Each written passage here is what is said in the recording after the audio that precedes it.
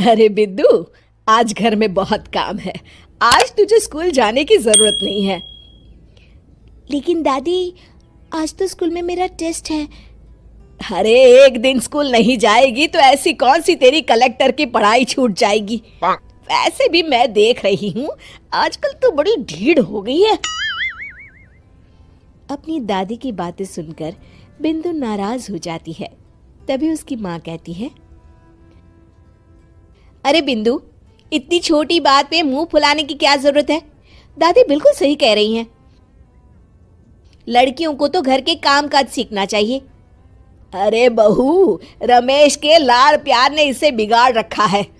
कम से कम तू तो मेरी बात समझती है। अच्छा, मेरी पूजा का समय हो गया है, मैं पूजा करने जा रही हूँ। इतना कहकर रमेश की माँ वहां से चली जाती है। इस तरह बिंदु की दादी और माँ दोनों अक्सर उसे घर के कामों में ही उलझा कर रखते थे। कुछ दिनों के बाद राजू और बिंदु के 10वीं के रिजल्ट्स आते हैं। दोनों बच्चे दादी को अपना अपना रिपोर्ट कार्ड दिखाते हैं। शाबाश मेरे लाल, तू तो बड़े अच्छे नंबरों से पास हुआ है। तभी बिंदु कहती है, दादी, मैं भी अच्छे नंबरों से पास हुई हूँ। रमेश की माँ बिंदु को अनदेखा करते हुए कहती है, हाँ हाँ ठीक है, अभी यहाँ खड़ी क्या कर रही है, सुन लिया मैंने। जाकर मेरे लिए चाय बना कर लिया। बिंदु उदास होकर चाय बनाने किचन में चली जाती है। तभी राजू कहता है, दादी, मैं क्रिकेट के कोचिंग सेंटर में एडमिशन लेना चाहता हूँ। अरे वाह राजू बेटा, ये तो तूने बड़ी अच्छी बात कही। तू कल ही अपना एडमिशन करा ले, जितनी भी फीस होगी मैं दे दूंगी।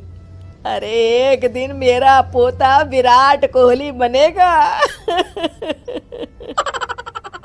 इस तरह अक्सर रमेश की माँ अपनी पोती बिंदु के साथ दुर्व्यवहार करती थी। कुछ दिनों के बाद रमेश की माँ और उसकी पत्नी दोनों सास बहू मिलकर राजू का एडमिशन अच्छे स्कूल में करवा देते हैं, लेकिन बिंदु का एडमिशन नहीं करवाते। इस बात से नाराज होकर बिंदु अपनी दादी से कहती है, लेकिन दादी, मुझे भी आगे की पढ़ाई करनी है।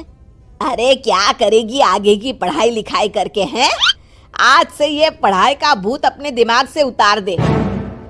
इतना कहकर रमेश की माँ वहां से चली जाती है। उस दिन के बाद से बिंदु की पढ़ाई हमेशा के लिए छूट जाती है और उसकी दादी उससे घर के सारे काम करवाना शुरू कर देती है। इस तरह उसका सारा दिन घर के कामों में ही बीत जाता था। कुछ दिन बीत जाते हैं और एक दिन रमेश छुट्टियों पर घर आता है। बिंदु को घर के काम करते हुए देख उससे कहता है, अरे बिंदु बेटा, तुम स्कूल नहीं गई? पिताजी, दादी ने मेरा एडमिशन कराने से मना कर दिया है। वे कहती हैं घर पे रहकर घर के काम करना सीख।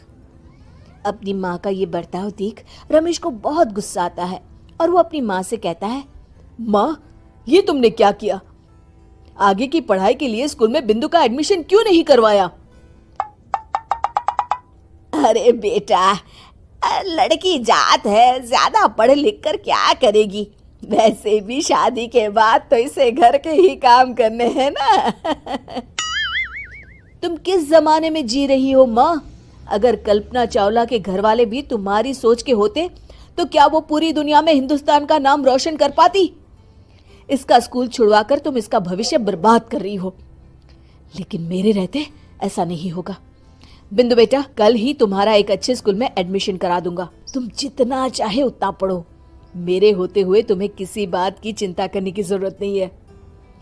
अपने पिता से हौसला पाकर बिंदु खुश हो जाती है और कहती है, जी पापा, मैं खूब मन लगाकर पढ़ाई करूंगी और बड़ी होकर डॉक्टर बनूंगी। ये हुई ना बात। शाबाश मेरी बेटी। शिक्षा, लड़का हो या लड़की, हमें दोनों को आगे बढ़ने का मौका देना चाहिए।